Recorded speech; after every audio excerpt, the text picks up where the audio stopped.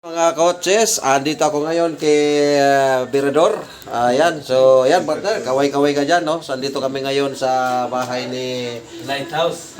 Kuya Bal Matubang. Ayan po, andito ako. At ito yung mga kasama ko, ayan, no?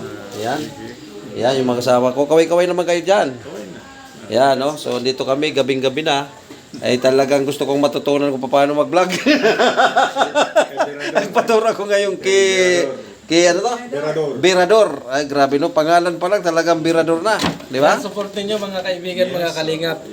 Yan. Si Coach Cesar. Yes. Supportahan po ninyo yung kanyang YouTube channel. Dumalaw po sila dito sa Lighthouse.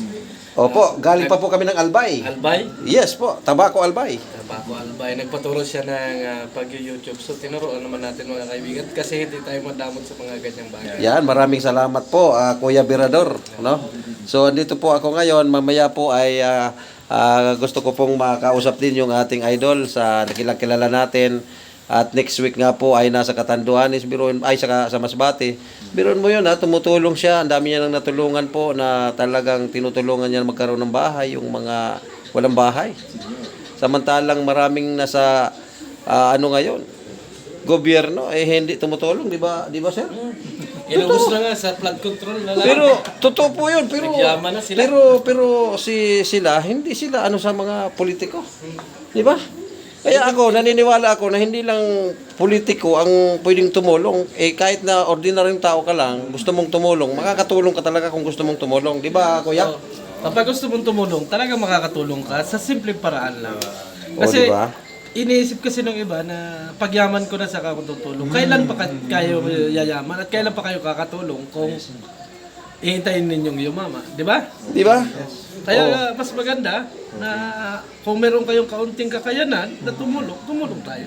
'Yun. Ganun lang. Dito sa Kalingap, kung may kaunting kita, tumutulong. Kapag wala talagang makita, ay tiis lang muna. Ganun lang mga Oh, di ba? Yan po si Kuya Birador, no?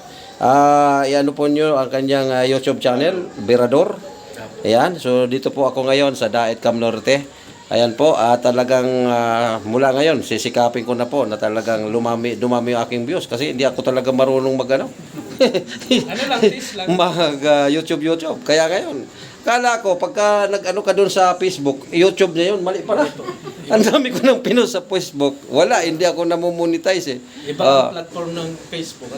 Di ba? So yan na muna. Ayan, coaches, grabe, no? So, mula ngayon, sa dami ng natutulungan ko araw-araw.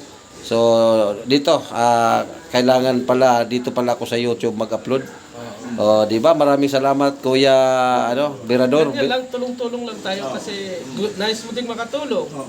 So, kung yan yung magiging paraan, para lalong kang mapalawak yung pagtulong mo, i-upload mo nang i-upload yung mga natutulungan mo. Hindi naman masama kasi yun. Tama Kasi, ganito yan. Kaya natin ina-upload sa ating YouTube channel yung ating mga tinutulungan. Hindi upang ipagyabang. Para mas lumawak yung pagtulong. Kung halimbawa, kumita yung YouTube channel mo, tumulong ka lalo, mas malaki may itulong mo. Ngayon, may mga nakapanood na kabataan, yun ang gagayahin. Na maganda ito, na pagtulong ang kanilang nasa isip, hindi yung kalukuhan.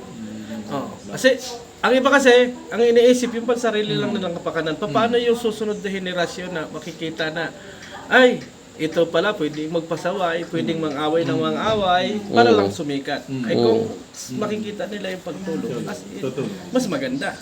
Encouragement doon sa ating mga kababayan. Yan. Yan po si Kuya Birador. Grabe, no?